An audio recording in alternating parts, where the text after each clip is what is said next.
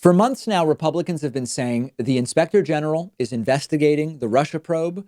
When that report comes out, you will see how the entire Russia probe was a completely inappropriate witch hunt, inappropriately run, and also based on political bias. And the Trumpian right has had a lot riding on this for a while. They've put a lot of eggs in this Office of the Inspector General report.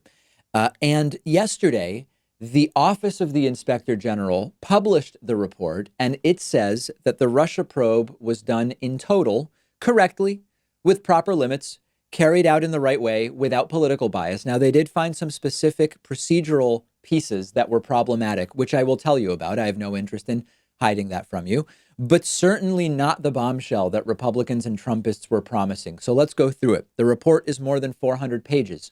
The highlights include that the FBI had a, quote, authorized purpose when it started its investigation. The investigation was not opened because of political animus from the FBI against Donald Trump. Informants were not used in violation of the FBI's rules.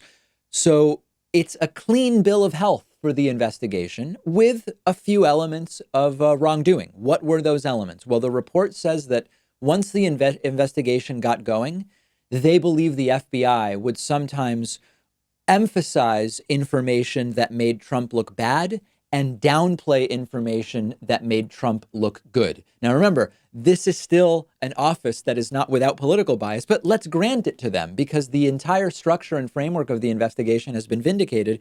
I'm fine granting that maybe that is something that took place. Here's an excerpt from the report regarding another area of controversy, which is that the surveillance of Carter Page specifically was heavily based on the Steele dossier.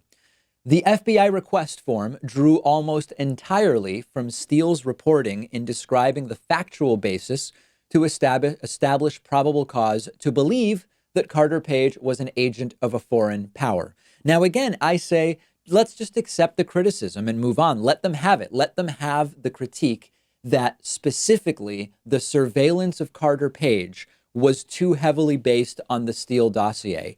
It's a sliver of this entire thing. Let them have it, bearing in mind, of course, that lots of that Steele dossier was later corroborated. Now, Donald Trump's Attorney General henchman, William Barr, disagrees with the report. That probably doesn't surprise you. He believes that the report is just flat out wrong, of course, that it should have been much more critical of the way the investigation was carried out. So big picture, I don't know how much time we need to spend on this. Both sides are claiming victory. Democrats claim the report completely exonerates the way the investigation was carried out. Republicans claim that it's devastating. The reality is the report is mostly exculpatory of the FBI's investigation into Donald Trump and Russia. In any huge, long investigation like this, it's not shocking that there were a few procedural issues that the report was able to find. My guess is if you do this deep of an investigation into any major government investigation, you would find some items that at this level of granularity could have been better handled. That is not hugely surprising to me. Doesn't excuse anything, but it's not hugely surprising. What you have to remember is Republicans hyped this report to hell and back.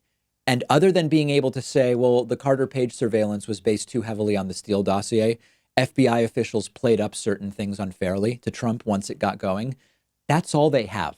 They are almost better off ignoring the report altogether rather than pretend that it's devastating to the Russia probe because it's not. And what we have to do is ensure that we don't allow the report to be misrepresented. This is a totally unsurprising conclusion to the report. It's good that it's done.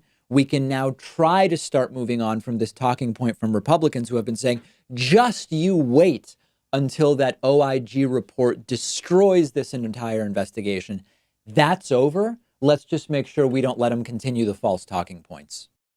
Today's program brought to you in part by Blinkist.com/Pakman. Blinkist is a great service that I use all the time. What they do is they take thousands of the most popular nonfiction books, including the newest bestsellers.